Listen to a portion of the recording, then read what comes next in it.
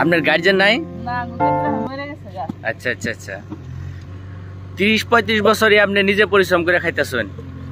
হ্যাঁ, এই যে কষ্ট করবার নইছেন, হয়তো আপনার মনে কিবা আবেগের সৃষ্টি হয় নাকি যে না মানুষে এত শান্তিতে থাকে, আমার মানে কষ্ট করার নাকি, অমুক করার নাকি, তমুক করার নাকি, এটা কিবা ভাবুন নাকি? হ্যাঁ, প্ৰত্যেকজন ব্যক্তিয়ে জীৱনত জীয়াই থাকিবলৈ হলে তেওঁলোকে পৰিশ্ৰম কৰিব লাগিব, তেওঁলোকে কষ্ট কৰিব লাগিব, তেওঁলোকে নিজৰ কৰ্ম কৰিব লাগিব। এয়া মই দেখুৱাইছোঁ ৰাতিপুৱা উঠিয়ে আমাৰ ইয়াতে দুজন অতিথি আছে আৰু এই অতিথিসকলে নিশ্চয় চাওক কেনেকৈ পৰিশ্ৰম কৰি আছে। আৰু এইখিনি কিন্তু নিজৰ জীৱন জীয়াই ৰখাৰ কাৰণে, নিজকে অস্তিত্ব বজাই ৰখাৰ কাৰণে এই কামখিনি কৰি আছে। তো এখেতসকলৰ পৰা আমি জানিব বিচাৰিম যে তেখেতসকলে কিয় এই কামখিনি কৰি আছে। বাইদেউ কোনছে আপনি এই ইটা কেনিকা বানাইতেছেন?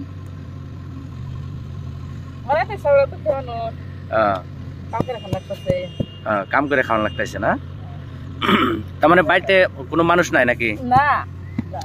আপনার গার্জিয়ান নাই? না, মরে গেছে গা। আচ্ছা আচ্ছা আচ্ছা কতদিন হয় মারা গেছে? 30-35 বছর না? পরিয়ালে উপার্জনকারী আপনি একলাই? হ্যাঁ, তারা যার যার মতো নাকি? তো নিজে পয়সা থাকবার নিকে নিজেই পরিশ্রম করা লাগবো না? হ্যাঁ,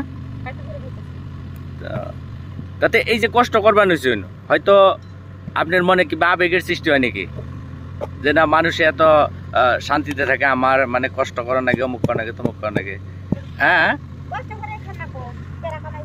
হ্যাঁ, এটা কিবা ভাবুন কি যে না আমি বহুত কষ্ট করে খাই করি?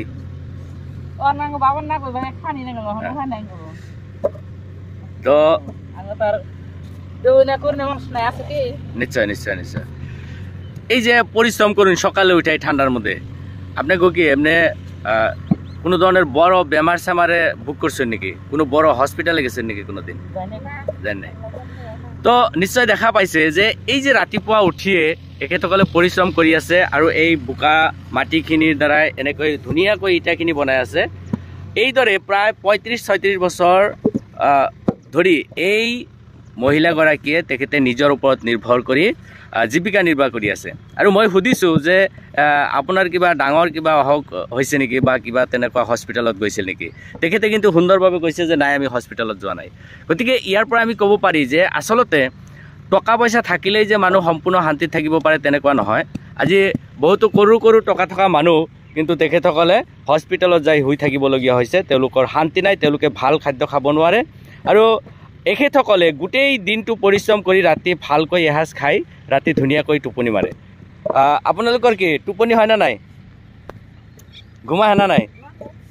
বাইদেউ কোন ঘুমা হেনা নাই? ৰাইতে ঘুমা হেনা? আচলতে মানুহৰ জীৱনটো এওঁলোকৰ ফালে আমি লক্ষ্য কৰিলে আমি উপলব্ধি কৰিব পাৰিম যে আমি সুখত আছোঁ নে দুখত আছোঁ। অৰ্থাৎ প্ৰত্যেকজন মানুহেই জীৱন যুদ্ধত অৱতীৰ্ণ হ'ব লাগে, তেওঁলোকে নিজৰ জীৱনটো ৰক্ষণাবেক্ষণ দিয়াৰ কাৰণে যথেষ্ট পৰিশ্ৰম কৰিব লাগে। আৰু তেনেকৈ পৰিশ্ৰম কৰি কৰি কৰি কৰি হয়তো কোনোবাই আগবাঢ়ি যাব পাৰিছে আৰু কোনোবাই হয়তো সেই নিজৰ স্থানতে ৰৈ থাকিবলগীয়া হৈছে। তো আপোনালোকৰ এনেকুৱা ভিডিঅ'বিলাক যদি ভাল লাগে তেতিয়াহ'লে বেছি বেছি পৰিমাণে শ্বেয়াৰ কৰি সকলোকে জনাই দিব। মানুষে আসলে কি পরিশ্রম করাটা ভালো না খারাপ? তো বেলেগে পরিশ্রম করে খেলে ভালো, তার মানে শরীরকে ভালো থাকে, আবার হ্যাঁ শরীরকে ভালো থাকে হিসেবে। পরিশ্রম আজকে এবারে খাতাছি না, ধরুন বাইরে থাকলে তো ধরেন আগবার যা কাম আছে করে খানো না, কাম নাই ভাত নাই, কাম আছে কাম করে না খেলে। আপনি আপনার মতে কি পরিশ্রম করাটা ভালো? যে পরিশ্রম করাই তো ভালো, পরিশ্রম করলে সে পয়সা দিবে না।